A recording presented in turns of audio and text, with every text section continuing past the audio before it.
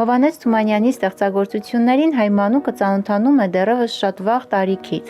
ապա թոթովախոս լեզվով արտասանում առաջին սովորած ոտանավորներից կամ պատմում հեքիաթներ, որոնք բացառապես Թումանյանի մանկական գործերն են։ Տանը, մանկապարտեզում, դպրոցի կրտսեր, միջին ու բարձր դասարաններում Թումանյանն անպայման ներկա է և ծնողներին, դասիարակներին, կրթական գործը կազմակերպողներին զուգահեռ կրթում, դասիարակում է մեր մանուկներին և պատանիներին։ Թումանյանի գործերը մշտապես ընդգրկվել են հանրակրթական ծրագրերում։ Հիշենք, որ նա նաև դասագրքերի հեղինակ էր, Լուսաբերի համահեղինակներից մեկը։ Ժամանակները փոխվում են և նոր չափորոշիչների ներդրմամբ փոխվում են նաև դասագրքերը։ Ինչպիսին է Թումանյանի ստեղծագործության ներկայությունը դպրոցական դասագրքերում, մասնավորապես 5-րդ դասարանի մայրենիում, ինչպես և ինչ սկզբունքներով են ընտրվել նյութերը։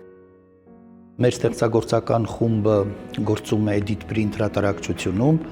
և ինձ հետ դասագրքի շրջանակում աշխատել է նաև հայտնի մանկավարժ մեթոդիստ Թամարա Թովմասյանը։ Դասագիրքը արդեն 3-րդ տարին է հանրակրթական դպրոցում շրջանառվում է և մենք սպասեցինք 1 տարի, որպեսզի դասագիրքը փորձաքննության անցնի և նոր այդժամ մենք կարողանանք տեսնել, թե ինչ կարծիք ունեն աշակերտները և ուսուցիչները դասագրքի վերաբերյալ։ Մենք չէինք կարող առանց Թումանյանի գործը գլուխ բերել և մեր դասագրքում Հովհաննես Թումանյանից ունենք 3 ստեղծագործություն։ Եվ պիտի ասեմ, որ երեխաները սիրով են անդրադառնում այդ ստեղծագործություններին։ Առաջինը Անխելք մարդը հեքիաթն է, որ սիրով կարդում են, վերհանում հիմնական գաղափարը, ծրագրում կան նաև բանալի բառեր, բանալի նախադասություններ, մեր աշակերտները կարողանում են այդ պատմվածքից դուրս բերել բանալի նախադասությունը, քննարկել, թե որն է առավել կարևորը, խելքը թե բախտը, և այս առումով հետաքրքրական դասագործընթաց է իրականանում հանրակրթական դպրոցի 5-րդ դասարանում։ Մենք տիկին Թովմասյանի հետ հաճախ ենք լինում դպրոցներում,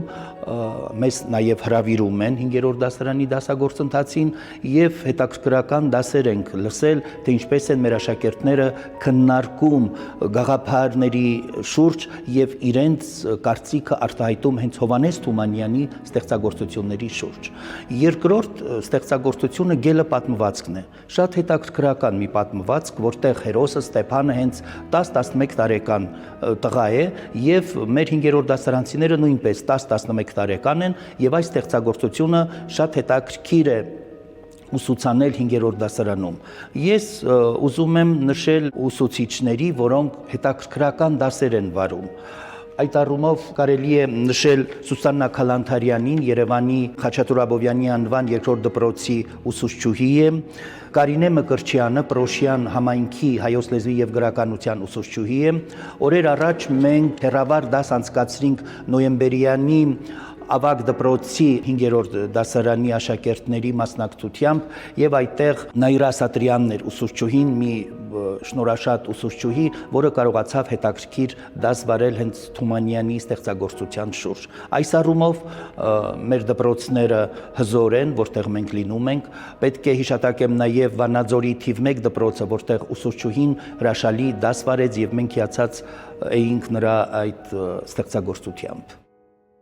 Թումանյանը Անխելք մարդը հեքիաթը գրել է 1894 թվականին, Գելը պատմվածքը 1913 թվականին։ Բնագիրն անփոփոխ է, բայց ժամանակի ընթացքում փոխվում են նյութի ընկալումը, նյութի հանդեպ վերաբերմունքը, նյութի մատուցման մեթոդները և չափորոշիչները։ Նոր չափորոշիչներում պետությունը առաջարկում է իր պատվերը, թե ինչ քաղաքացի է նա ուզում դաստիարակել, և ըստ այդ չափորոշիչների կազմվել են մեր նոր դասագրքերը և այդտեղ դոմինանտը առաջնայինը աշակերտի ինքնուրույն մտածողությունն է և դիրքորոշում արտահայտելը։ Դա շատ կարևոր է։ Այսօր, երբ մենք մասնակցում ենք 5-րդ դասարանի և նաև 6-րդ դասարանի դասագործընթացին, տեսնում ենք հիմնականում աշակերտակենտրոն ուսուցում, այսինքն ուսուցման կենտրոնում աշակերտն է, նա է կարդում, նա է դատողություններ արտահայտում, դիրքորոշումներ քննարկում և այստեղ կարևորվում է զույգային աշխատանքը, խմբային աշխատանքը և արդյունքում ծնվում է ճշմարտությունը։ Այս առումով չափորոշիչները հիմք են, որ մայրենի դասագործընթացը լինի ավելի աշխույժ, ավելի արդիական եւ աշակերտները կարողանան ինքնուրույն մտածել եւ արտահայտել իրենց դիրքորոշումն ու կարծիքը։ Թումանյանն իր մանկական ստեղծագործությունների ակունքում դրել է հայ ժողովրդական բանահյուսության նմուշները, միաժամանակ հայ մանուկներին ու պատանիներին հասանելի դարձրել օտարագիր ստեղծագործություններ, կարևորելով համամարտկային արժեքները։ 5-րդ դասարանի Մարիենիի դասագրքում տեղ է գտել Թումանյանի թարգմանած հեքիաթներից մեկը։ Այդ նյութը գրիմ եղբայրների անտառի տնակը ստեղծագործությունն է, որը մենք զետեղել ենք 5-րդ դասարանի Մայրենիի դասագրքում, եւ պիտի ասեմ, որ երեխաները շատ հետաքրքրությամբ են կարդում այս նյութը։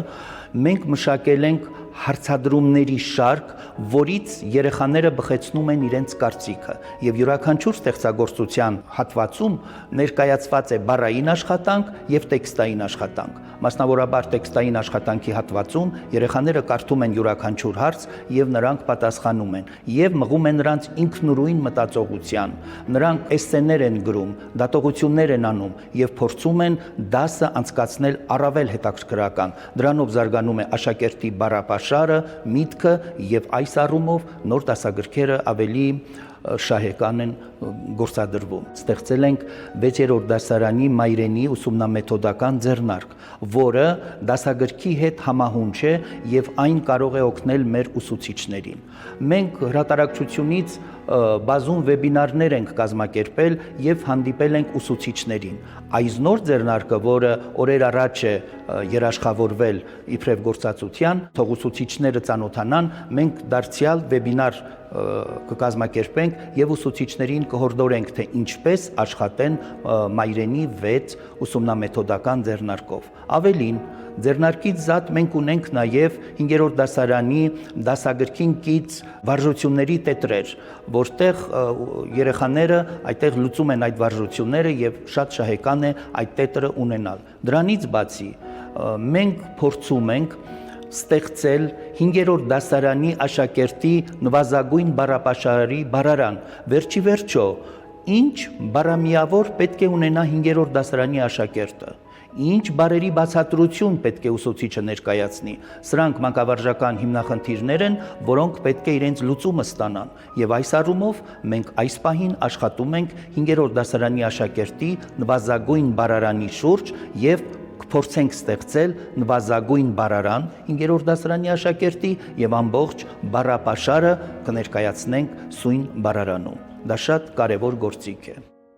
Դասագրքի հեղինակը նախ եւ առաջ մանկավարժ է եւ անկախ նրա գիտական կոչումներից ու աստիճաններից ցանկալի ու պարտադիր է, որ նա մասնագիտական կապեր ու շփումներ ունենա դասավանդող մանկավարժների հետ, մեծապես հաշվի առնի դպրոցականների տարիքային ու հոգեբանական առանձնահատկությունները։ Ուսումնամեթոդական ձեռնարկները, աշխատանքային տետրերը, մասնագիտական այլ հմտությունների ու հնարամտությունների կիրառումը նպատակ ունեն ավելի կազմակերպված եւ արդյունավետ դարձնել կրթական գործընթացն ու ակնկալվող արդյունքները։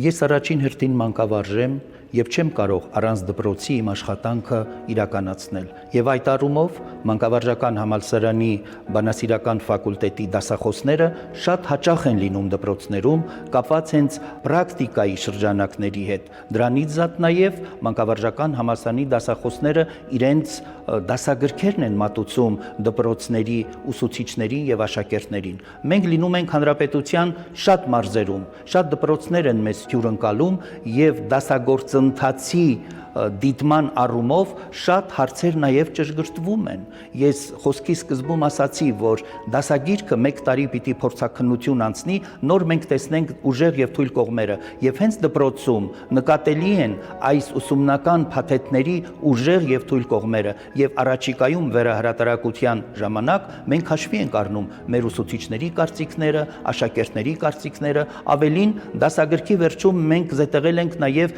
մեր համահեղինակների հեռախոսահամարները։ Բավական սերտ շփում կա ուսուցիչների եւ աշակերտների հետ։ Նրանք զանգահարում են, գրում են, Facebook-յան հարթակում իրենց կարծիքն են արտահայտում եւ մենք չենք կարող հաշվի չառնել, որովհետեւ գործող ուսուցիչը, առաջնային գծում կանգնած ուսուցիչը դիտում է թույլ կողմերը դասագրքի, ուսումնամեթոդական փաթեթի, նաեւ ուժեղ կողմերը եւ դա ողջևորում է դասագրքի հեղինակներին։ հայ երեխայի ուսման խնդիրը մշտապես գտնվում էր Թումանյանի ուշադրության կենտրոնում։ Նա երեխաների կրթության և դաստիարակության խնդիրները փորձում էր լուծել նաև խաղերի միջոցով։ Այդ խաղերով էր նա 1915 թվականի մայրաթոռում հանգրվանած հայոց որբուքներին տեղեկացնում, սովորեցնում և զբաղեցնում։ Դասագրքերի հեղինակ, կրթության գործի կազմակերպիչ, մանկագիր ու մանկավարժ Թումանյանի մեթոդները նպատակահարմար են արդյոք բերել կրթական դաշտ ու առաջնորդվել դրանցով։ Մենք չենք կարող Հովհաննես Թումանյանին զատել, պոկել մանկան աշխարհից։ Նա նաև նշում էր, որ շատ դժվար է այդ տարիքի երեխայի համար ստեղծագործել։ 3-ից մինչև 15 տարեկան երեխաների համար պետք է այնպիսի գործեր ստեղծել, որ դա դառնա սրտի ստեղծագործություններ եւ երեխաները սիրով կարդան եւ ընկալեն այդ ստեղծագործությունները։ Իրապես նրա խաղերը այսօր արդիական են եւ մեր ուսումնական փաթեթներում մենք ներառում ենք նաեւ թումանյանական խաղերը եւ երեխային մղում զբաղվել թումանյանական խաղերով։ Ավելին ասեմ, 15 թվականին նա այդ որբերին, որոնք եկել էին եւ էջմիածնում տեղավորվել, նրանց հետ զգալի աշխատանք էր իրականացնում։ Տեղին է հիշել նաև դերասանուհի Մայրանուշ Պարոնիկյանի հուշերը, երբ նրան մայրը ուղարկում է ջուր բերելու, այդ ճակճկած ոտքերով աղջնակը երբ գնում է եւ ջուր է բերում եւ մի բարձրահասակ անձնավորություն մոտենում է, ասում է որտեղ է մայրիկը, ասում է հրվում է մայրս եւ հանում է թղթադրամ տալիս երեխային, ասում կտանես կտաս մորդ, որ քեզ համար չստեր առնի։ Եվ Մայրանուշը բերում եւ մայրիկին է տալիս, ասում է ով է այս մարդը, աղջնակն ասում է չգիտեմ մայրիկ, նա հետագայում պիտի իմանար, որ այդ մարմնացյալ բարությունը Հովհաննես Թումանյանն էր։ Կյանքից իմաստնացած Թումանյանն իր քաջնազարը հեքիաթն ավարտում է այսպիսի եզրահանգմամբ. Ինչ քաջություն, ինչ խելք, ինչ հանճար, դատարկ բաներ են բոլորը, բանը մարդուս բախտն է, բախտ ունես, քեֆ արա։ Ինչ են սովորեցնում կրթություն քարոզող, անընդհատ կրթող հեղինակի այս տողերը։ Այդպիսի միտք կա նաև Անխելք մարդը հեքիաթում եւ հենց դասագրքում ամրագրված է, որ երեխաները պիտի կարդան եւ պատասխանեն, որն է կարևոր, խելքը թե բախտը, եւ մեր երեխաները հենվելով այս ստեղծագործություններին գտնում են, որ առաջնային է գիտելիքը եւ գիտելիքն է, որ իրենց պիտի թևեր տա եւ հետագայում նրանք կարողանան ճախրել եւ դառնան լավ քաղաքացիներ։ Սա շատ կարևոր է եւ մեր ուսուցիչները այս հարցը շատ լավ են դիտարկում եւ կարողանում են քննարկում իրականացնել աշակերտների հետ։ Թումանյանը սովորեցնում է իր ստեղծագործություններով։ Մեծ ու կարևոր է հեղինակի ասելիքը բոլոր ստեղծագործություններում։ Մանկավարժների օգնությամբ եւ ուղղորդմամբ դրանք եւ դրանց ուսուցումը կոչված են դառնալու մեր մանուկների ու պատանիների դրսևորման, զարգացման, կայացման արարները։ Նախ երեխան պիտի աշխարհը ճանաչի, պիտի մոտ լինի բնությանը, այս ստեղծագործություններում բնության աղերսները բավական շատ են։ Կենթանական աշխարհը պիտի կարողանա ճանաչել։ Մենք կազմում ենք ընթերցարան եւ այդտեղ Հովհաննես Թումանյանը դարձյալ իր տեղը ունի։ Այստեղ մենք զետեղել ենք Ծղրիդը պատմվածքը, որը շատ հետաքրքրությամբ են կարդում մեր երեխաները։ Եվ մի փոքրիկ զրույց այսպես չի մնա, որը նույնպես մենք փորձարկում ենք իրականացնում դպրոցներում, երեխաներին դուր է եկել Հովհաննես Թումանյանի այսպես չի մնա ստեղծագործությունը եւ դա զետեղվել է առաջիկայում հրատարակվող ընթերցարանում։ Նաև նշեմ, որ մենք ընթերցարան ենք հրատարակում, որը կարող է օգնել 5-րդ, 6-րդ դասարանի աշակերտներին, նաև այս տարվանից այդ դասարանից սկսյալ օլիմպիադա է նախատեսվում մայրենի լեզվից, եւ այս ընթերցարանը կարող է օգնել 5-րդ դասարանի աշակերտներին օլիմպիադայում լավագույն ձևով հանդես գալու համար։ Մայրենի 5-ը ունի նաև QR ծածկագրեր։ Այդտեղ կան ինքնաշխատ վարժություններ, որ ուսուցիչը, եթե իր կողքին էլ չլինի, աշակերտը ինքնուրույնաբար կարող է իրականացնել այդ վարժությունները։ Օրինակ, ուղղագրության թեմայի շրջանակներում, երբ տառը բաց է թողնված, երեխան սխալ տառ է գրում, այնտեղ կարմիր լույսն է վառում, այսինքն ինքը զգում է, որ սխալվել է։ Երբ փոխում է եւ ճիշտն է գրում, կանաչ լույսը վառվում է եւ աշակերտը արդեն գիտե, որ ինքը ճիշտ է գրառել այդ տառը։ մայրենին ունի մի քանի բաղադրիչներ՝ ընթերցանություն, վարժությունների համակարգ, էսսեների հյուսում, բառարանից օգտվելու կարողություն, սա նույնպես աշխատանք է,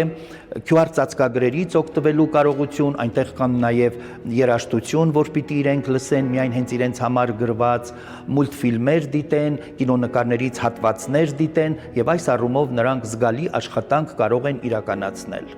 ընթերցանությունից զատ։